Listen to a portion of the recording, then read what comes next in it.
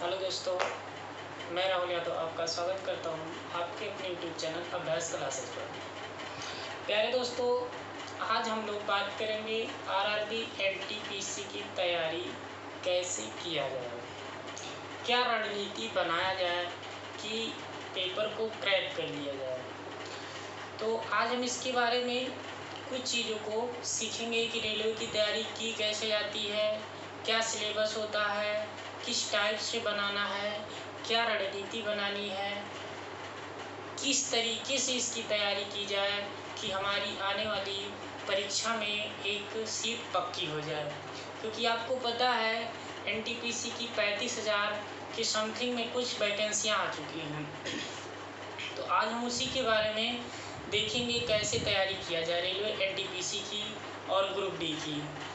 दोस्तों, इसमें देखा जाए एनटीपीसी में तो जो है आपकी 100 क्वेश्चन आते हैं वह सीबीटी फर्स्ट में, और आपका सीबीटी होता है कंप्यूटर बेस्ड टेस्ट होता है। आपको पता है पेपर ऑनलाइन होने लगा है, तो इसमें टाइमिंग भी मिलती है 90 मिनट। हमें कैसे तैयारी करना है कि 90 मिनट में 100 क्वेश्चन को अटेंड करना है, किस हिसाब से तैयारी करें, किस अकॉर्डिंग से प्रैक्टिस सेट सॉल्व करें कि हमारा टाइम टेबल भी बन जाए अच्छा और तैयारी भी हो जाए और हम पेपर को क्रैक करने की क्षमता भी अपने पास रख सकें। तो आज हम इसके बारे में सीखेंगे एनटीपीसी का सिलेबस क्या है, क्योंकि आपको पता है रेलवे का कुछ अलग ही होता है, अलग टाइप से ही इसके पेपर में क्वेश्चन आते हैं। तो आज इस रेलवे में है ऐसा कि इसे सिलेबस के अकॉर्डिंग हमें तैयारी करनी पड़ती है। सिलेबस क्या दिया है, कैसे क्या सिलेबस है, तो आपको पता है कि जीके जीएस के जो पार्ट हैं उसमें रेलवे में आपके एनटीपीसी में सीबीटी फर्स्ट में 40 क्वेश्चन आएंगे और मैथ्स के 30 आएंगे, और आपको पता है रीजनिंग के जो हैं आपके वह आपका आएगा, वहाँ से भी 30 क्वेश्चन आपके आएंगे, रीजनिंग के भी 30 क्वेश्चन आएंगे।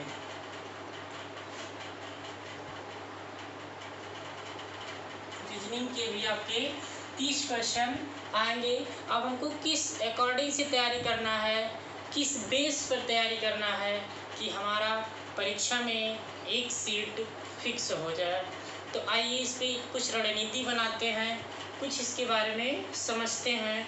तो ध्यान दीजिएगा, जैसे मान लीजिए आपका जीके में देखा जाए तो जीके में इसके ज़्यादा क्वेश्चन आते हैं, 40 क्वेश्चन आते हैं।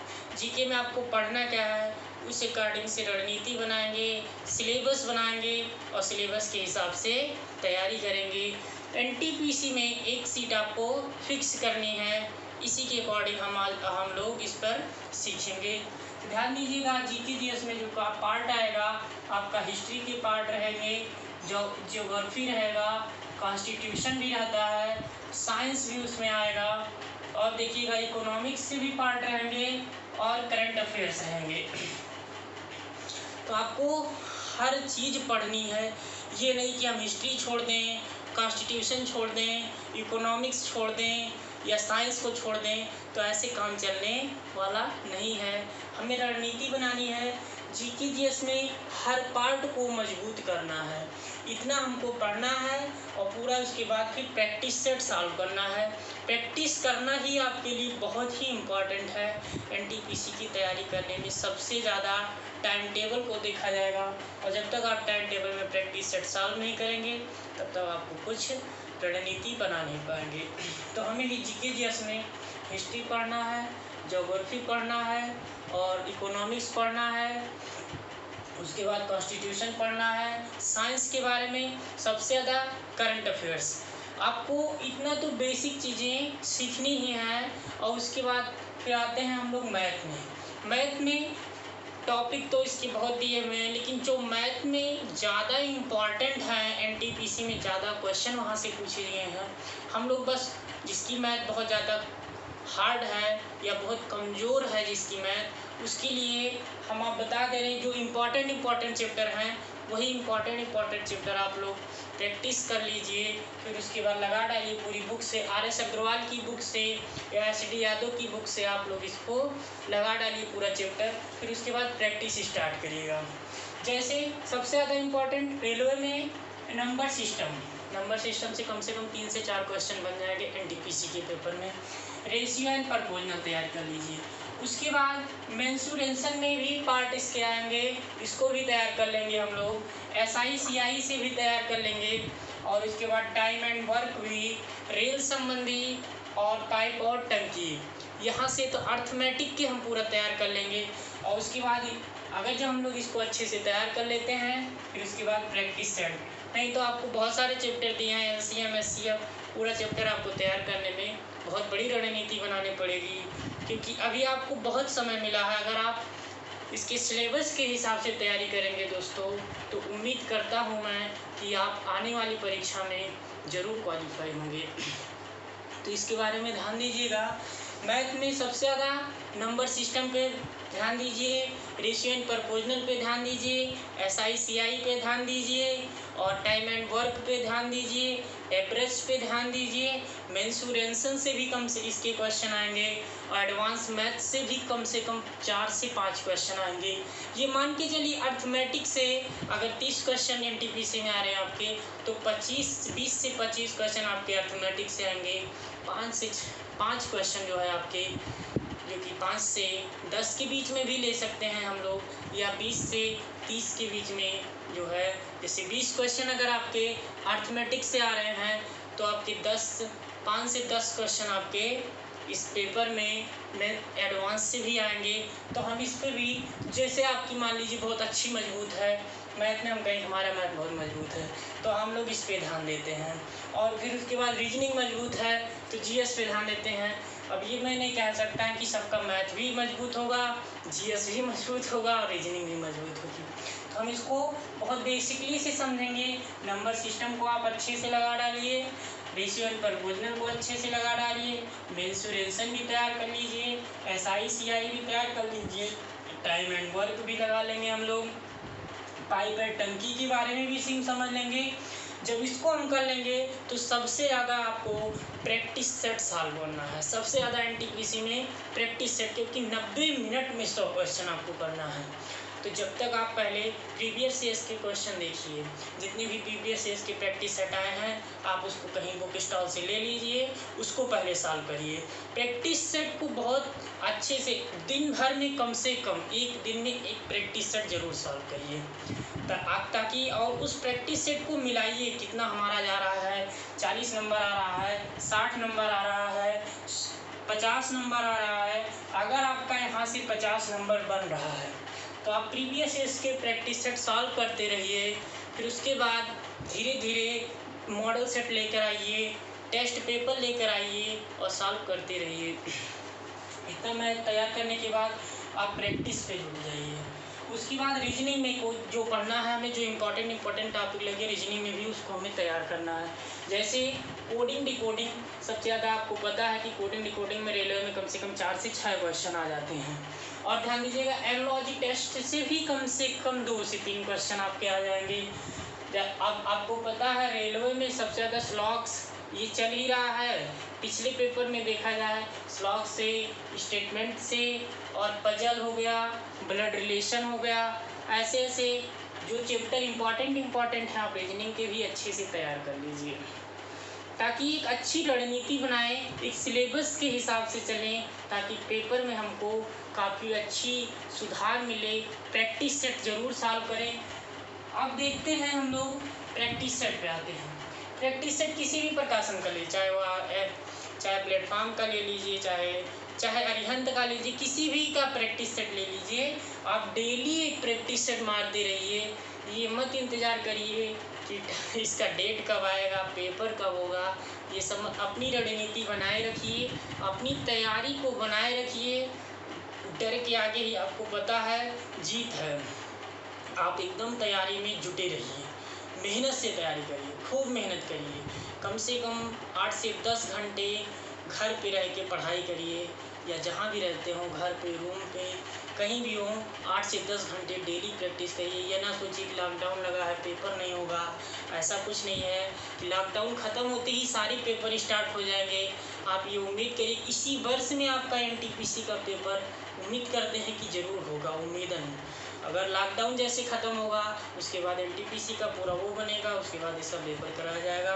अब आज हम इस पर सीखते हैं तैयारी करना कैसे है प्रैक्टिस सेट में। अब जैसे देखिए, आपको पता है रीजनिंग में पूरा चैप्टर आप लगभग जो उम्मीदन बने, कोडिंग डिकोडिंग है, एनालॉजी टेस्ट हो गया, स्लॉग्स हो गया, स्टेटमेंट कंक्लूजन हो गया, पजल्स हो गए, ब्लड रिलेशन हो गए।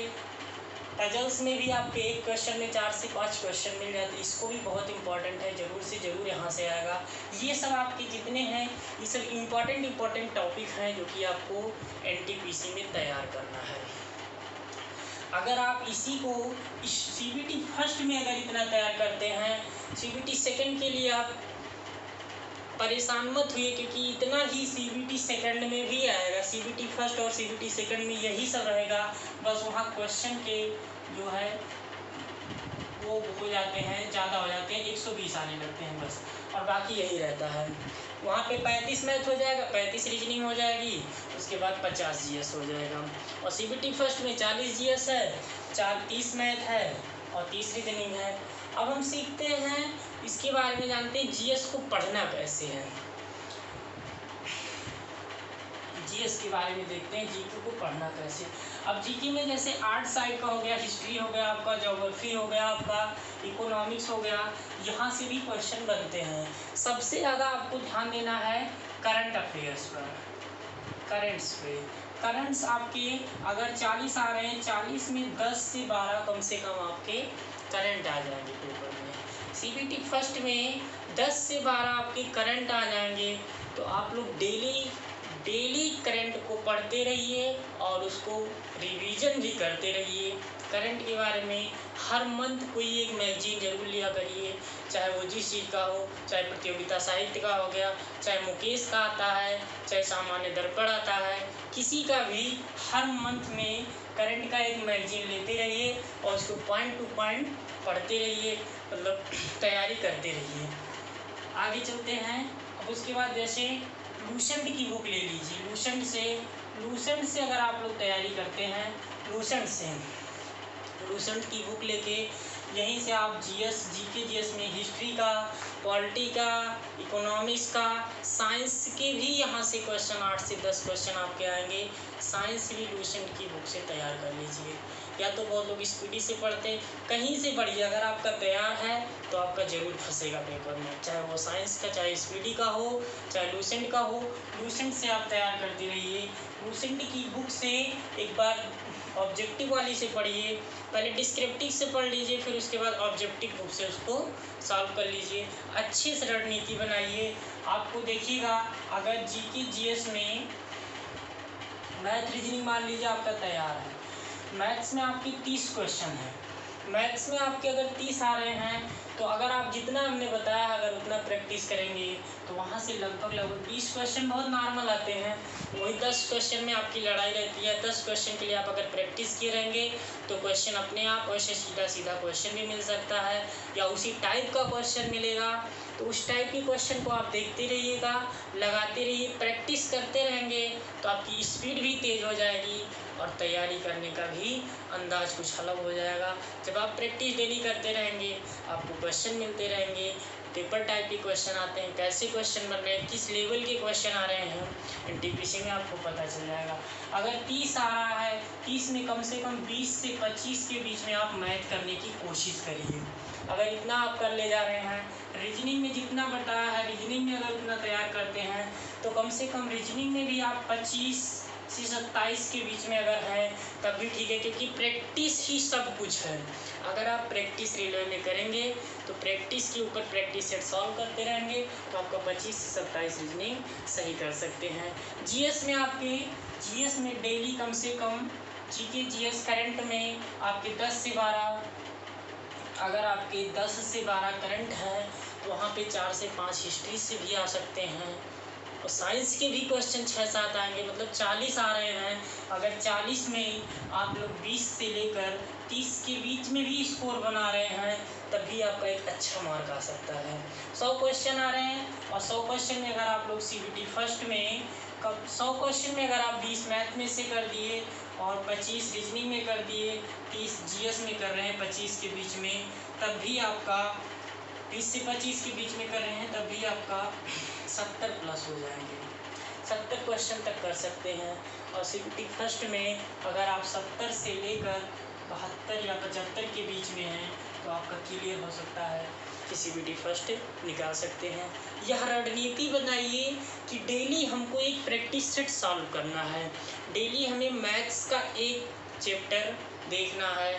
और आप लोग यूट्यूब पर भी देखते रहते हैं, बहुत सारे वीडियो हैं, पजल्स के सॉल्व करते रहिए, रीजनिंग में खेलते रहिए, गेम की तरह खेलते रहिए, एनालॉजी टेस्ट भी देखते रहिए, बहुत सारे वीडियो आते रहते हैं। तो आप रीजनिंग को भी मतलब गेम की तरह खेलते रहिए, तैयारी करते रहिए। अगर आप 70 तक का जाते हैं तो आप CBT फर्स्ट निकाल सकते हैं।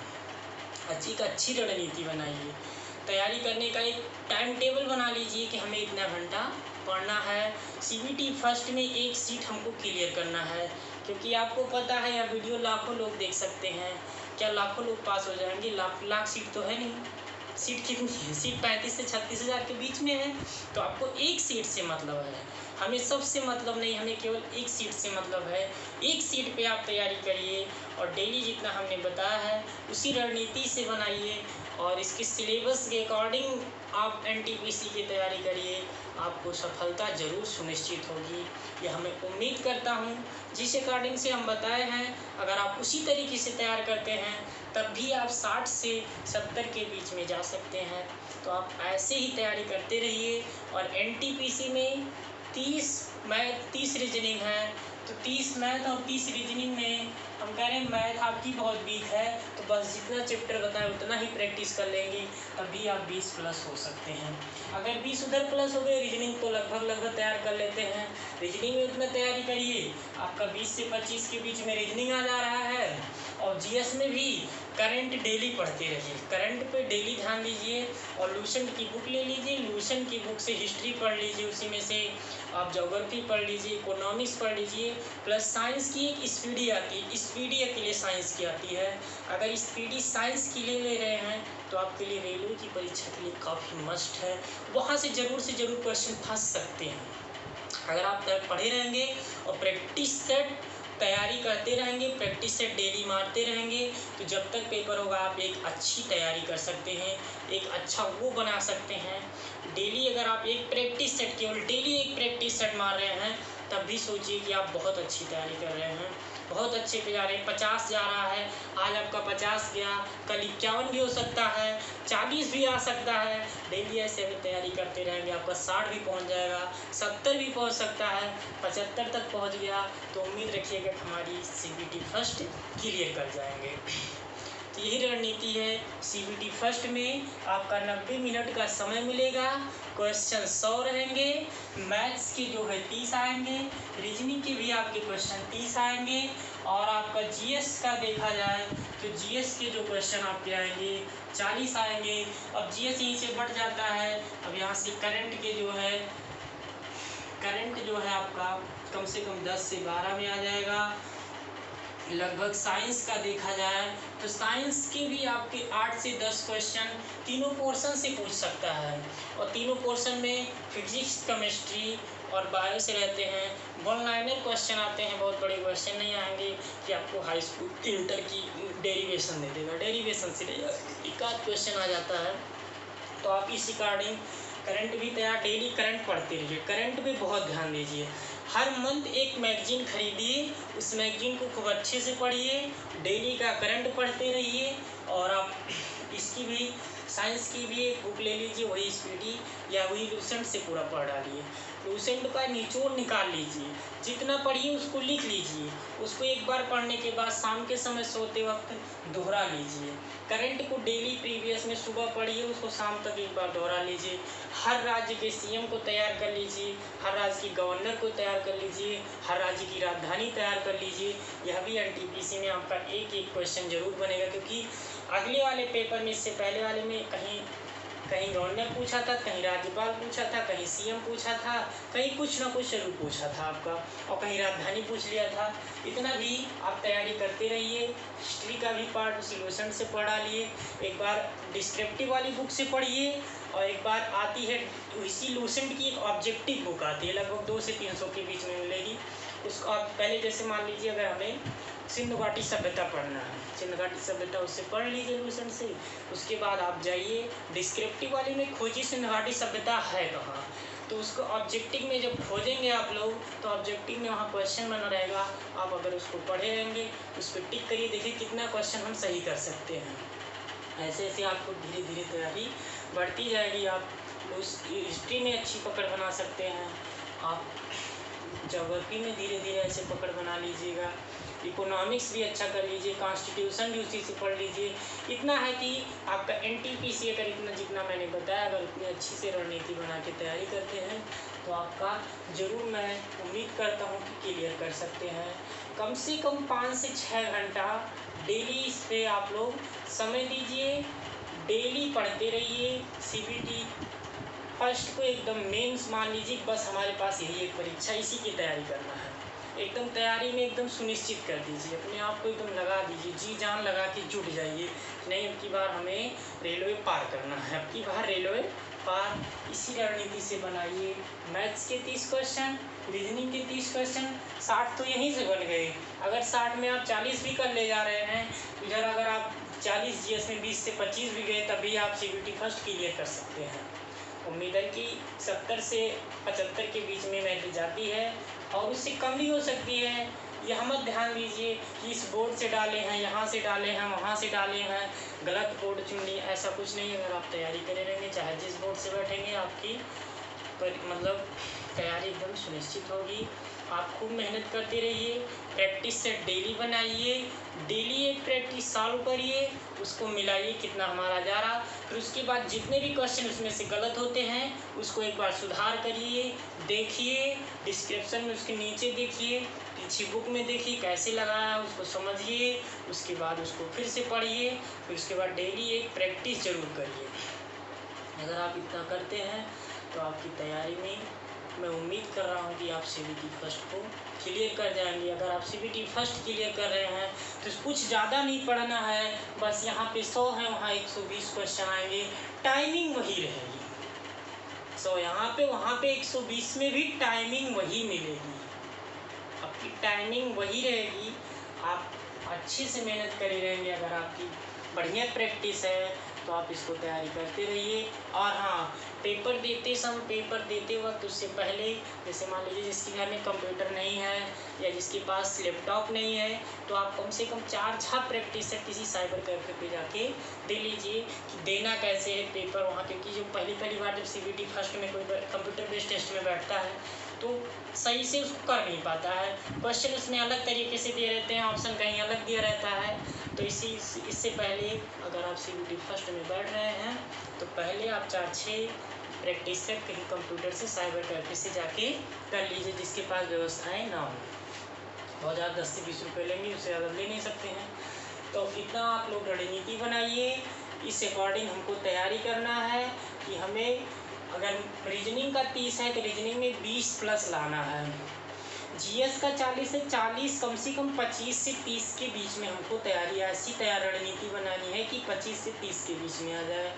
आपका मैथ्स का हो गया 30 आ रहा है तो 20 से 25 के बीच में अगर आप मैथ बना रहे हैं तो आपका लगभग 70 से 75 क्वेश्चन हो जाएगा। आप सीबीटी फर्स्ट क्लियर कर सकते हैं, वह चाहे जिस बोर्ड से बैठेंगे, चाहे इलाहाबाद, चाहे गोरखपुर, चाहे जहाँ से बैठिए, आपका एक क्लियर हो जाएगा। तो उम्मीद करते हैं आपको इतना समझ में आएगा। ऐसे रणनीति बना लीजिए, आप लोग इसको अच्छे से तैयारी करिए। यह सोचिए कि अब की बार हमको रेलवे पार कर रहा है, बस इतना बनाइए, रेलवे पार, अब की बार रेलवे पार हो जाए। सीबीटी फर्स्ट क्लियर, अगर आपका सीबीटी फर्स्ट क्लियर हो रहा है, यही तैयारी एकदम सेम बस जारी रखना है। आपका सीबीटी सेकंड भी बस थोड़ा सा उच्च लेवल के क्वेश्चन पूछे जाते हैं, बस यही सब रहेगा। आप धीरे धीरे से तैयारी करेंगे तो आपका रेलवे में ज़रूर सफलता मिलेगी, मैं यह उम्मीद करता हूँ। आप इसको देखते रहिए। अगर आपको यह पसंद आता है वीडियो तो आप इसको शेयर कर दीजिएगा, सब्सक्राइब कर लीजिएगा और मेरे चैनल का बेल आइकन भी दबा दीजिएगा और लाइक भी कर दीजिएगा। बस इसी के साथ मैं अपनी वाणी को पूर्ण विराम करता हूँ। जय हिंद, जय भारत।